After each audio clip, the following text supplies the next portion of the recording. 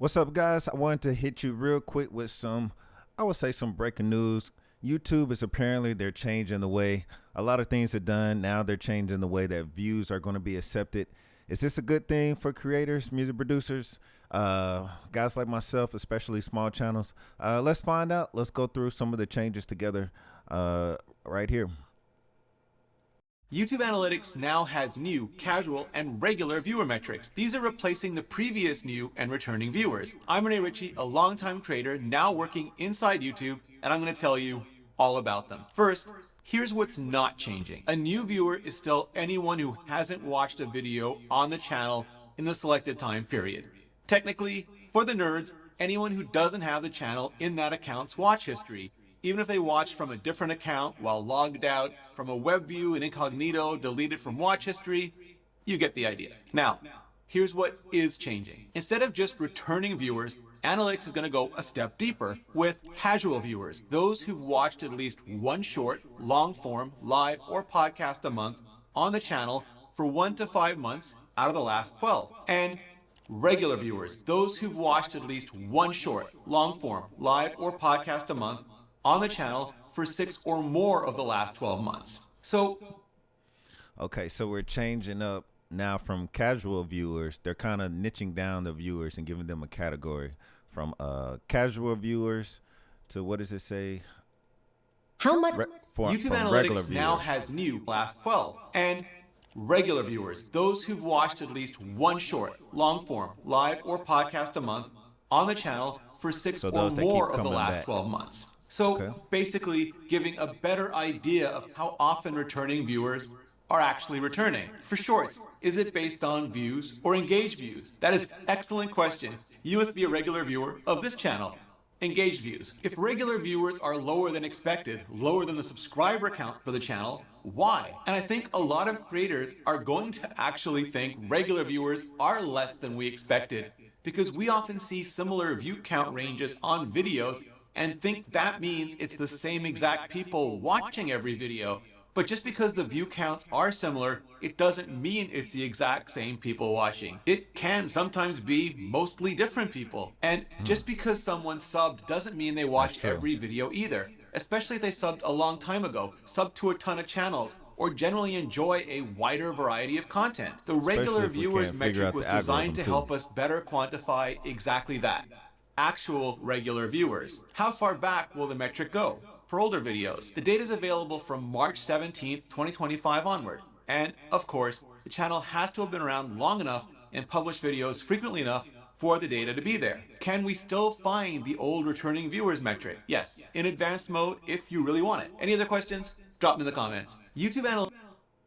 So let's just go, for those that didn't comprehend all of that, let's just go straight to their site and kind of break down what they're saying. So here's the update to their public view across YouTube. So the letter says, hello everyone. Last year we updated how we count public views for shorts to better capture how viewers watch YouTube. Now we're aligning all our video formats to the same standard for consistency across all platforms. So here's the key thing. Beginning on 8/24, just coming up soon, August 24th, a view will be counted the moment a video begins to play from the very first frame. So that means from the time they click on your video, within the first frame, first second or so, it's going to count as a view. This standard will now apply globally across all formats. Historically, we used multiple view counting systems across different formats. However, we've heard that creators want to eliminate this metric confusion and accurately understand their true exposure, which is why we're making this update. So before, I think they used the same thing across all. They broke up different metrics. So if you had like a long form, a live form versus a short form, they mix those all up together. Now they're basically putting everything to one, I guess, kind of like a short. As soon as somebody clicks on it, within that first frame, if they watch that first frame, I don't know the technicals behind it, but if it's like 30 frames per second, if they get past that first 30 frames, the second or so, it's now counting as a view. So a lot of people are now expecting your views to spike or to go up a lot. Now, At the same time, will that count towards your monetization for those that are monetized? It's not going to count towards your monetization, because now you get monetized for every 1,000 views, you get, paid out or whatever. But if you're getting 50,000 views, I don't think that's going to count as the same as you're getting monetized 50,000. The same monetization, because everything, once it, like they said, they're breaking it down to what type of views are those. Are these casual views? Are these engagement views?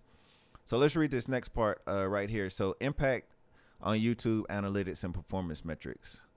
We'll keep the original view metric called engaged views in YouTube analytics advanced mode so creators can see how many views choose to continue watching their video. Impact on monetization. This change will now impact creators' earnings on how they become eligible for the YouTube partner program. Creators' earning will continue to be based on engagement, short views, and engaged watch hours, which you can view in YouTube Analytics Advanced Mode. There's no change to the YPP eligibility, which you still have to have your 1,000 subscribers and 4,000 watch hours until next year, February 1st, it changes to 8,000 watch hours. But the YouTube Partner Program entry requirements will also now be referred to as the qualified short views and qualified watch hours. Previously, valid public shorts views and valid public watch hours. So they're just switching everything up. So basically from August 24 onwards, you'll start to see the new view metric applied whenever videos are shown on YouTube, which means creators will likely see their total view counts increase faster moving forward. We hope that having this metric partly across all formats gives creators a clear picture of the overall exposure and makes it easier to confidently express their true scale and value to brand partners and sponsors. Feel free to check out the Help Center article to learn more. I think it's a good thing, and I think it's kind of a confusing thing. I think, for creators, when we, do our collaboration, they want to look at the numbers. Everybody wants to see the numbers. So it's going to look real impressive now that your numbers are going to be a spike to push out.